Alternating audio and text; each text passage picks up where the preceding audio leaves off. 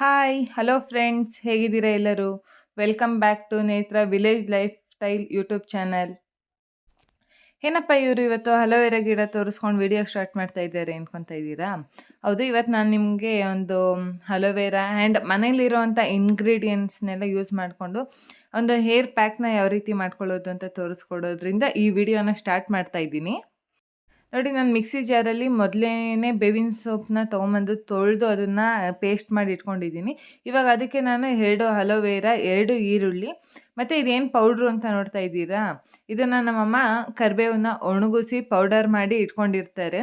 ಅಂದರೆ ಅವರು morning drinks ಎಲ್ಲ ತೊಗೊತೀವಲ್ಲ, ಅಂದರೆ ಹಾಟ್ ವಾಟರ್ ಆಗಿರ್ಬೋದು, ಅದಕ್ಕೆಲ್ಲ ನಮ್ಮಮ್ಮ ಇದನ್ನು ಆ್ಯಡ್ ಮಾಡ್ಕೊತಾರೆ. ಅದಕ್ಕೆ ನಾನಿವಾಗ ಕರಿಬೇವು ಪುಡಿ ಮತ್ತು ಅಲೋವೆರಾ, ಈರುಳ್ಳಿ ಆ್ಯಂಡ್ ಮೊದಲೇ ನೀವು ಪ್ಲ್ಯಾನಿಂಗ್ ಇದ್ದರೆ ಇದಕ್ಕೆ ಮೆಂತ್ಯನೂ ನೆನೆಹಾಕ್ಬಿಟ್ಟು ಆ್ಯಡ್ ಮಾಡ್ಕೊಬೋದು. ಇದನ್ನು ನಾವು ಕ್ಲೀನಾಗಿ ಸ್ಮೂತಾಗಿ ಪೇಸ್ಟ್ ಮಾಡಿಕೊಂಡು ಅದನ್ನು ಒಂದು ಬೌಲ್ಗೆ ಆ್ಯಡ್ ಮಾಡಿಕೊಂಡು, ನಾನು ಮೊಟ್ಟೆ ಇತ್ತು ಅಂತ ಆ್ಯಡ್ ಮಾಡ್ಕೊತಾ ಇದ್ದೀನಿ. 2 ಮೊಟ್ಟೆ ಹಾಕ್ಕೊತಾ ಇದ್ದೀನಿ ನಾನು. ಅದರಲ್ಲೂ ಬರೀ ವೈಟ್ ಪಾರ್ಟ್ ಮಾತ್ರ ಹಾಕ್ಕೊತಾ ಇರೋದು. ಎಗ್ ವೈಟ್ನ ಕ್ಲೀನಾಗಿ ಇದು ಮಾಡ್ಕೊಂಡು ಹಾಕ್ಕೊಬೇಕು. ಮಿಸ್ ಆದರೆ ಯೆಲ್ಲೋ ಕಲರು ಬಿಡೋ ಚಾನ್ಸಸ್ ಇರುತ್ತೆ. ಯೆಲ್ಲೋ ಕಲರ್ ಏನು ಹೇರ್ ಪ್ಯಾಕ್ಗೆ ಹಾಕೊಳ್ಳೋವಂಥ ಅವಶ್ಯಕತೆ ಇರೋದಿಲ್ಲ.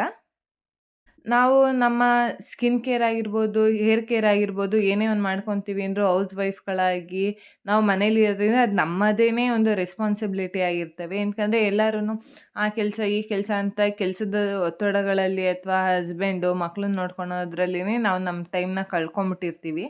ಆದರೆ ಸ್ವಲ್ಪನಾದ್ರು ನಾವು ನಮ್ಮ ಬಗ್ಗೆ ಯೋಚನೆ ಮಾಡಿ ಸ್ವಲ್ಪ ಕೇರಿಂಗ್‌ಗಳನ್ನ ಮಾಡಿಕೊಂಡ್ರೆ ನಮ್ಮ ಲೈಫೂ ಚೆನ್ನಾಗಿರುತ್ತೆ.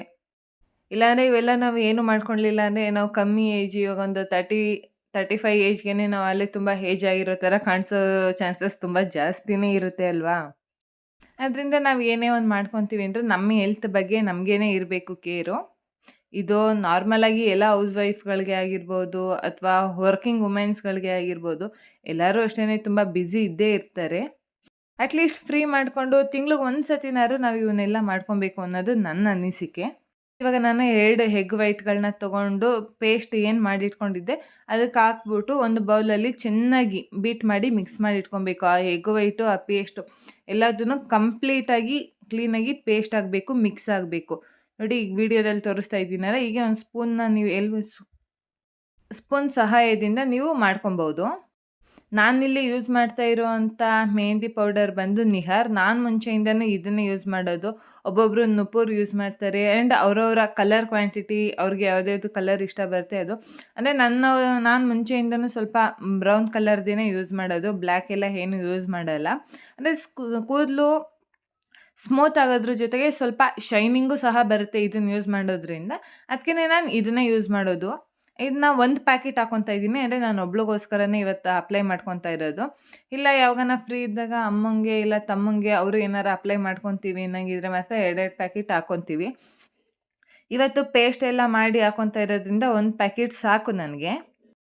ಇಲ್ಲ ಏನು ನಾನು ಮಿಕ್ಸಿಂಗ್ ಎಲ್ಲ ಪೇಸ್ಟ್ ಎಲ್ಲ ಏನು ಮಾಡ್ಕೊಂಡಿಲ್ಲ ಅಂದರೆ ಬರೀ ಮೆಹಂದಿ ಅಪ್ಲೈ ಮಾಡ್ತೀನಿ ಅನ್ನಂಗಿದ್ರೆ ನಾನು 2 ಪ್ಯಾಕೆಟ್ ಮೆಹಂದಿನ ಯೂಸ್ ಮಾಡ್ತಿದ್ದೆ. ಬಟ್ ಆದರೆ ಇದಕ್ಕೆ ಒಂದು ಡ್ರಾಪ್ನೂ ಸಹ ನಾನು ನೀರು ಏನೂ ಆ್ಯಡ್ ಮಾಡಿಲ್ಲ. ಏನು ನಾವು ರುಬ್ಬಿಟ್ಕೊಂಡಿದ್ವಲ್ಲ ಪೇಸ್ಟು, ರುಬ್ಬಕ್ಕೂ ನಾನು ಏನು ನೀರೆಲ್ಲ ಆ್ಯಡ್ ಮಾಡಿಲ್ಲ. ಅಲೋವೆರಾ ಅಲ್ವಾ ಹಾಕಿದ್ದಿದ್ದು, ಅದರಲ್ಲೇ ನೀರಿನ ಕ್ವಾಂಟಿಟಿ ಇರುತ್ತಲ್ಲ, ಅದರಲ್ಲೇ ಕ್ಲೀನಾಗಿ ಪೇಸ್ಟ್ ಮಾಡ್ಕೊಂಡಿದ್ದೀನಿ. ಈಗ ಇದಕ್ಕೆ ನಾನು ಫಸ್ಟ್ ಒಂದು ಚೂರು ಗಂಟಿಲ್ದಲೇ ಇರೋ ಥರ ಚೆನ್ನಾಗಿ ಮಿಕ್ಸ್ ಮಾಡ್ಕೊಂಡು ಒಂದು 2 ಅವರ್ಸ್ ಅದನ್ನು ಸೆಟ್ ಆಗೋದಕ್ಕೆ ಬಿಡ್ತೀನಿ. ನೀವು ನಾಳೆ ಅಪ್ಲೈ ಮಾಡ್ಕೊಳೋದಿದ್ರೆ ಇವತ್ತು ನೈಟೇನೆ ಈ ಥರ ಎಲ್ಲ ಮಾಡಿಬಿಟ್ಟು ನೈಟ್ ಇಕ್ಕಿ ಓವರ್ ನೈಟ್ ಅದನ್ನ ಪರ್ಮನೆಂಟ್ ಆಗೋಕ್ಕೆ ಬಿಟ್ಟು ನೀವು ಬೆಳಗ್ಗೆ ಹಾಕ್ಕೊಳೋದ್ರಿಂದನೂ ತುಂಬ ಒಳ್ಳೆಯದು.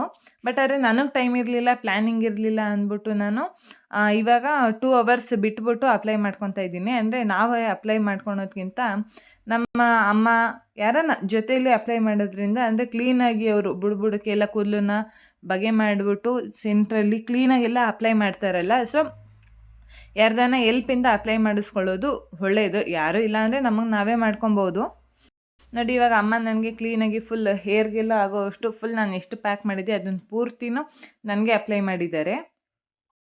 ಅಪ್ಲೈ ಎಲ್ಲ ಆದಮೇಲೆ ಅದನ್ನು ಕ್ಲೀನಾಗಿ ಕೂದಲು ಬಿಡಬಾರ್ದು, ಚೆನ್ನಾಗಿ ಗಂಟು ಕಟ್ಬಿಟ್ಟು ಒಂದು ಕ್ಲಿಪ್ ಏನಾರು ಹಾಕಿ ಒಂದು 2 ಅವರ್ 3 ಅವರು ಬಿಟ್ಟು ಆಮೇಲೆ ನೀವು ಪ್ಲೇನ್ ವಾಟರಲ್ಲಿ ಸ್ನಾನ ಮಾಡ್ಕೊಂಬನ್ನಿ. ಹೆಡ್ ವಾಶ್ ಮಾಡೋವಾಗ ನಾವು ಯಾವುದೇ ಸೋಪು, ಶಾಂಪೂ ಯಾವುದನ್ನು ನಾವು ಯೂಸ್ ಮಾಡೋದೇನು ಬೇಡ. ಕಂಡೀಷ್ನರ್ ಆಗ್ಬೋದು, ಏನೇ ಒಂದೂ ಜಸ್ಟ್ ಹಾಗೆ ಪ್ಲೇನ್ ವಾಟರಲ್ಲಿ ಚೆನ್ನಾಗಿ ವಾಶ್ ಮಾಡಿ ನೋಡಿ ನಿಮಗೆ ಹೇಗೆ ಅನಿಸುತ್ತೆ ಅಂತ. ನಾನಿವಾಗ ಒಂದು 2 ಅವರ್ 3 ಅವರ್ ಬಿಟ್ಟು ಇವಾಗ ಸ್ನಾನ ಮಾಡ್ಕೊಂಡು ಬಂದೆ. ನಿಮಗೆಲ್ಲ ಗೊತ್ತು ಸ್ಕಿನ್ ಕೇರ್ ಅಂದರೆ ನಾನೇನು ಜಾಸ್ತಿ ಯೂಸ್ ಮಾಡಲ್ಲ. ಹಚ್ಚಿದ್ರೆ ಮಾಯಿಶ್ಚರೈಸರ್ ಹಚ್ಕೊತೀನಿ, ಇಲ್ಲ ಅಂದರೆ ಫೇರ್ ಆ್ಯಂಡ್ ಲವ್ಲಿ. ಆ್ಯಂಡ್ ಸ್ವಲ್ಪ ಸ್ಕಿನ್ ಎಲ್ಲ ಡಲ್ ಆಗಿದೆ ಅಂತ ಅಬ್ಸರ್ವ್ ಮಾಡ್ತಾ ಇದ್ದೆ. ಅಂದರೆ ಅಲ್ಲಿ ಊರಲ್ಲಿ ಇದ್ನಲ್ಲ, ಅಲ್ಲಿಂದ ಇಲ್ಲಿಗೆ ಬಂದಿದ್ದು ಓಡಾಟಗಳು, ಧೂಳು, ಕೆಲಸ ಎಲ್ಲ ಜಾಸ್ತಿ ಆಗಿರೋದ್ರಿಂದ ಸ್ವಲ್ಪ ಸ್ಕಿನ್ ಡಲ್ ಮತ್ತು ಡ್ರೈನೆಸ್ ಆಗಿಬಿಟ್ಟಿದೆ ಈ ನಡುವೆ ಜಾಸ್ತಿ. ಅಂದರೆ ನನ್ನ ಬಗ್ಗೆ ನನಗೂ ಸ್ವಲ್ಪ ಕೇರ್ ಕಮ್ಮಿನೇ ಆಗಿದೆ. ಆ ಕೆಲಸ ಈ ಕೆಲಸ ಅಂತ ಓಡಾಡಿಕೊಂಡು. ಆ್ಯಂಡ್ ಲೈಟಾಗಿ ಪಿಂಪಲ್ಸೂ ಸಹ ಸ್ಟಾರ್ಟ್ ಆಗ್ತಾ ಇದ್ದಾವೆ. ಅದಕ್ಕೆ ನೋಡೋಣ, ಅದೇನು ಹಾಗೇ ಇರಲ್ಲ. ನಾವು ಮಾಡ್ಕೊಳೋಂಥ ಕೇರಿಂಗ್ಗಳಲ್ಲಿ ಅವೆಲ್ಲ ಹೋಗ್ತಾ ಇರ್ತವೆ.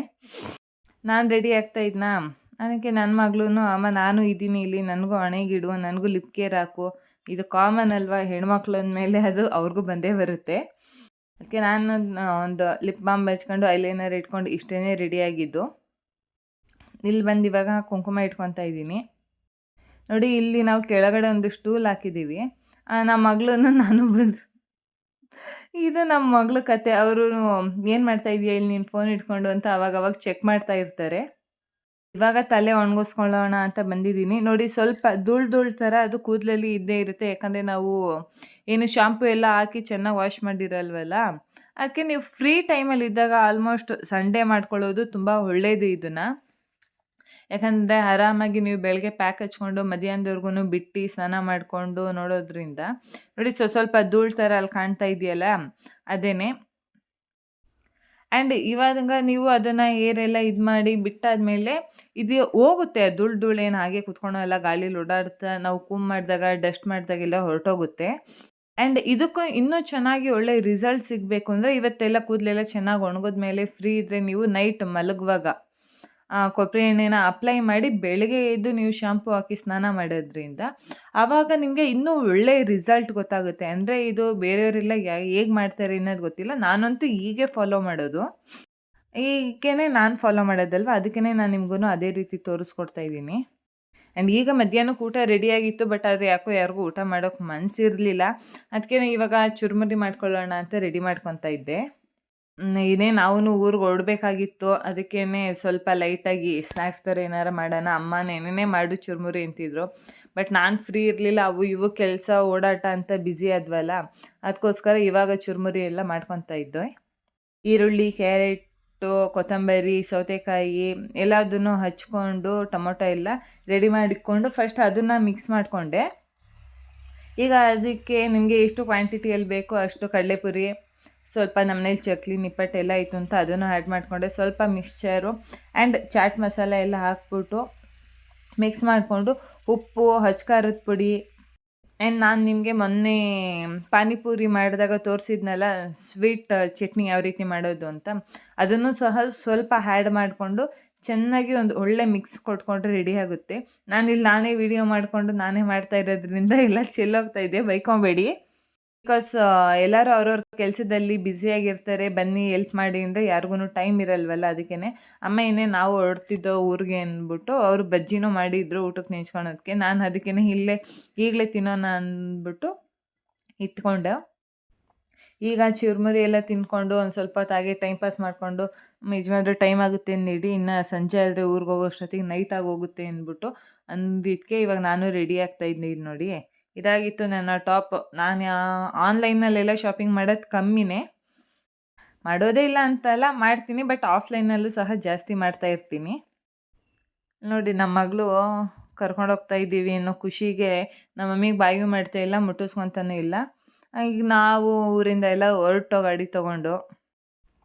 ಮದುವೆಯಾಗಿ ಎಷ್ಟೇ ದಿನ ಆಗ್ಬೋದು, ಎಷ್ಟೇ ವರ್ಷ ಆಗ್ಬೋದು, ಎಷ್ಟು ವರ್ಷ ಬಿಟ್ಕೊಂಬಂದ್ರು ಅಮ್ಮನ ಮನೆಯಿಂದ ಹೊರಡುವಾಗ ಹೆಣ್ಮಕ್ಳಿಗೆ ಫೀಲ್ ಅನ್ನೋದು, ಬೇಜಾರು ಅನ್ನೋದು ಆಗೇ ಆಗುತ್ತೆ.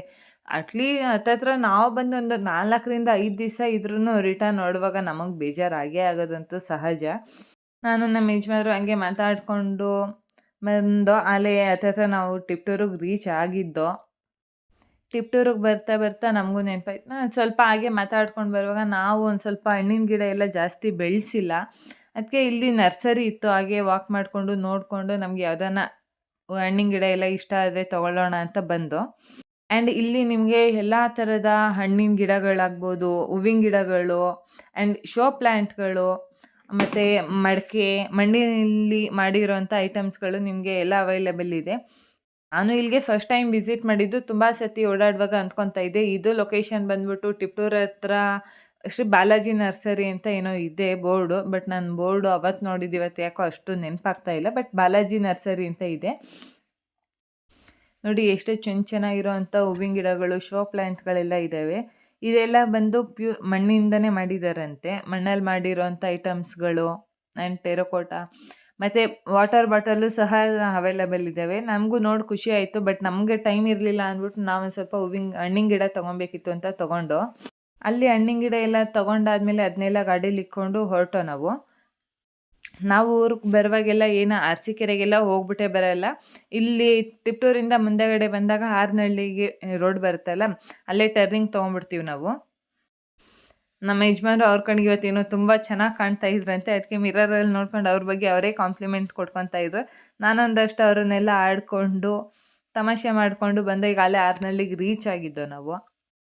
ಅಲ್ಲಿಂದ ಮನೆಗೆ ಬರೋ ಅಷ್ಟೊತ್ತಿಗಲ್ಲೇ ಸ್ವಲ್ಪ ಲೇಟ್ ಆಗಿತ್ತು, ಟಯರ್ಡ್ ಕೂಡ ಆಗಿತ್ತು. ಬೆಳಗ್ಗೆಯಿಂದ ಓಡಾಟ ಅದು ಇದು ಕೆಲಸದ ಮಧ್ಯೆ.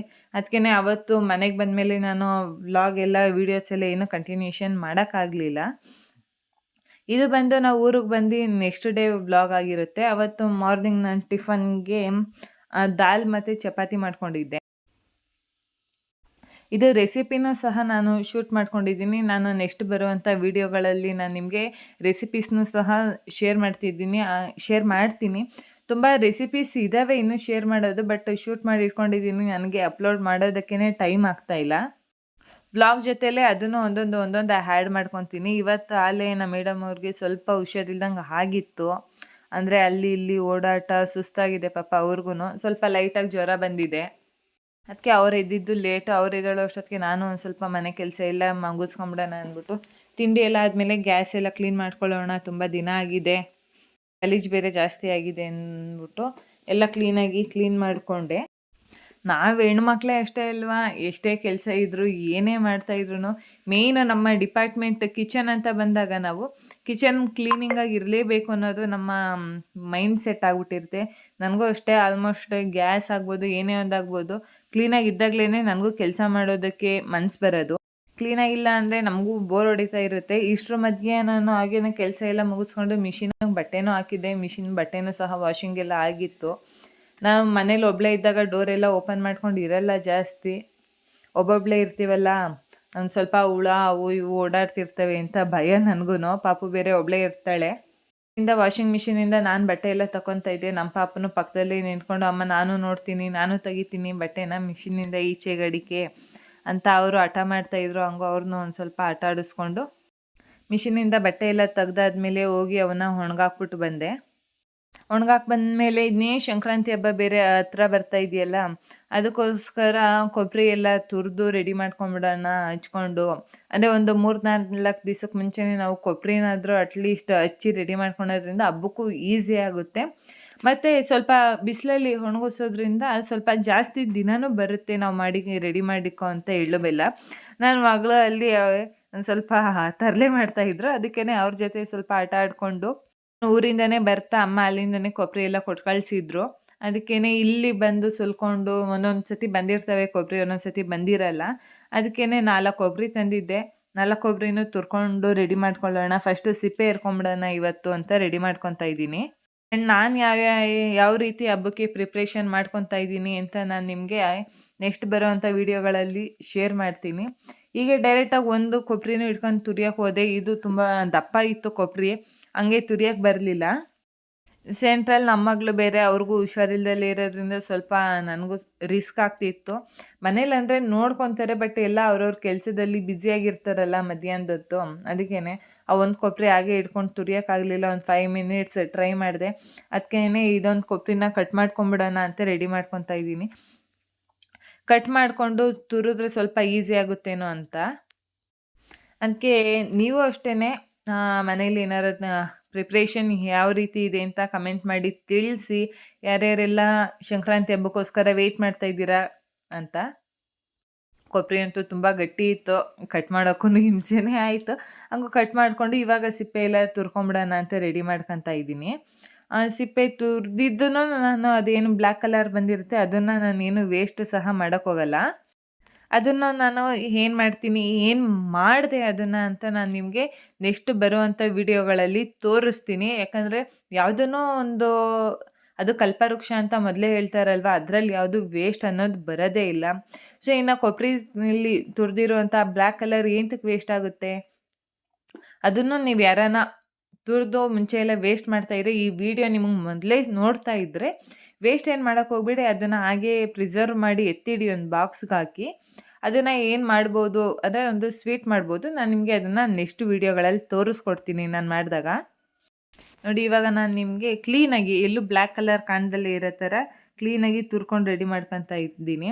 ಸೆಂಟ್ರಲ್ ನಮ್ಮ ಮಗಳಿಗೆ ಅವ್ರಿಗೆ ಬೇರೆ ಹುಷಾರಿಲ್ದಲ್ಲೇ ಇರೋದ್ರಿಂದ ಅವರು ಬಂದಿದ್ದಾರೆ ನನ್ನ ಜೊತೆ. ಅಮ್ಮ ಹಿಡ್ಕೊ ಮಮ್ಮಿ, ನನಗೆ ಬೇಜಾರಾಗುತ್ತೆ, ಸಾಕಾಗಿದೆ, ಮಲಗಿಸು ಬಾ. ಅವರು ನಿದ್ದೆ ಮಾಡಲ್ವಂತೆ, ಬಟ್ ನಾವು ಅವ್ರ ಜೊತೆ ಹೋಗಿ ಮಲಿಕೊಂಡು ಅವ್ರ ಜೊತೆ ಟೈಮ್ ಪಾಸ್ ಮಾಡಬೇಕಂತೆ. ಅವ್ರಿಗೆ ಬೋರ್ ಆಗ್ತಾ ಇದೆಯಂತೆ. ಅದೇ ಅವ್ರು ಅಂಗನವಾಡಿಗೆ ಹೋಗಿದ್ದಿದ್ರೆ ಅವರು ಇಷ್ಟೆಲ್ಲ ನಮಗೂ ಅಯ್ಯೋ ಅನ್ನಿಸ್ತಿರ್ಲಿಲ್ಲ, ಇದು ಮಾಡ್ತಾ ಇರಲಿಲ್ಲ. ಈಗ ನಾನೆಲ್ಲ ತುರಿದಾದ್ಮೇಲೆ ಅವರೆಲ್ಲ ಎತ್ತಿ ಕವರ್ಗೆ ಹಾಕಿ ಎತ್ತಿಕೊತಾ ಇದ್ದಾರೆ. ಅವ್ರು ನನಗೆ ಕೊಡಲ್ವಂತೆ, ಅವರೇ ಇಟ್ಕೊಂಡು ಆಟ ಆಡ್ತಾರಂತೆ. ಎಲ್ಲ ಅವರೇ ತಿಂದು ಖಾಲಿ ಮಾಡ್ತೀನಿ ಅಂತ ಹೇಳ್ಬಿಟ್ಟು ಎಲ್ಲ ಎತ್ತಿಕ್ಕೋಕ್ಕೆ ಅವರೇ ರೆಡಿ ಆಗ್ತಾ ಇದ್ದಾರೆ. ಮೂಡ್ ಚೆನ್ನಾಗಿದ್ದಾಗ ಮನೆ ಕೆಲಸ ಮಾಡೋದ್ರಲ್ಲೂ ಸಣ್ಣ ಪುಟ್ಟದಾಗಿ ಅವ್ರಿಗೇನು ಅನಿಸುತ್ತೆ ಅದೆಲ್ಲ ಹೆಲ್ಪ್ ಮಾಡ್ತಾರೆ. ಇದಾಗಿತ್ತು ನನ್ನ ಇವತ್ತಿನ ವ್ಲಾಗ್. ನಿಮ್ಗೇನು ಅನ್ನಿಸ್ತು, ನಿಮ್ಮ ಮನೇಲೆಲ್ಲ ಯಾವ ರೀತಿ ಮಾಡ್ತಾ ಇದ್ದೀರಾ ಸಂಕ್ರಾಂತಿ ಹಬ್ಬಕ್ಕೆ ಪ್ರಿಪ್ರೇಷನ್ ಅಂತ ನನಗೂ ತಿಳಿಸ್ಕೊಡಿ. ನನ್ನ ಪ್ರಿಪ್ರೇಷನ್ ಹೀಗಿದೆ, ಇವತ್ತಿಂದ ಸ್ಟಾರ್ಟ್ ಮಾಡ್ಕೊಂಡಿದ್ದೀನಿ. ಆ್ಯಂಡ್ ನೆಕ್ಸ್ಟ್ ವ್ಲಾಗಲ್ಲಿ ನಾನು ನಿಮಗೆ ಕಟಿಂಗ್ನ ಯಾವ ರೀತಿ ಮಾಡಿಕೊಂಡೆ, ಎಷ್ಟು ಸಣ್ಣದಾಗಿ ಮಾಡ್ಕೊಂಡ ದಪ್ಪದಾಗಿ ಮಾಡ್ಕೊಂಡ ಅಂತ ತೋರಿಸ್ಕೊಡ್ತೀನಿ. Thank you for watching.